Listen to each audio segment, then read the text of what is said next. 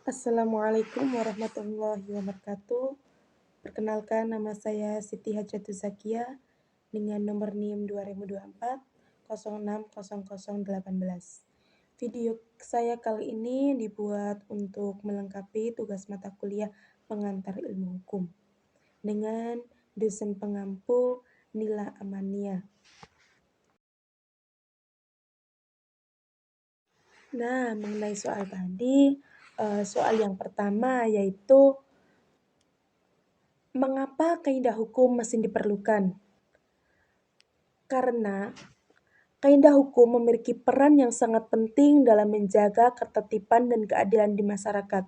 Dengan karakteristiknya yang lebih formal, objektif, dan dapat ditegakkan secara paksa. Berbeda dengan norma agama dan norma kesusilaan yang bersifat subjektif.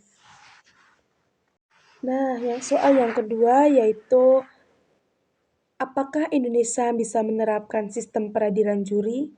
Ya, jawabannya ya, Indonesia bisa menerapkan sistem peradilan juri. Meskipun di Indonesia belum diterapkan sistem peradilan juri, pasti dalam sistem peradilan juri itu memiliki keunggulan dan kekurangan.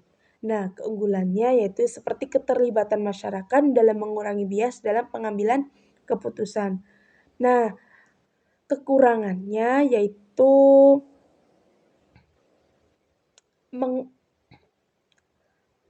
terkait kekurangnya pengetahuan hukum dan resiko ketidakpastian.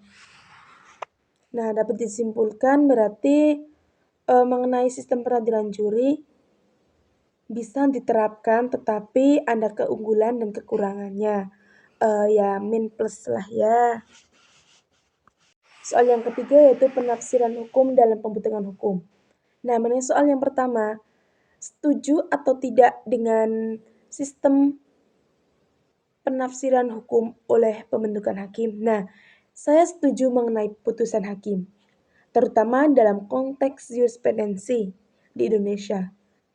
Memiliki peran penting dalam mengisi kekosongan hukum, meskipun di Indonesia menganut sistem hukum civil law yang menempatkan undang-undang sebagai sumber utama. Jurisprudensi dapat menjadi rujukan dalam kasus serupa di masa depan. Penafsiran hukum oleh hakim memungkinkan fleksibilitas dalam penerapan hukum untuk menyesuaikan dengan dinamika masyarakat.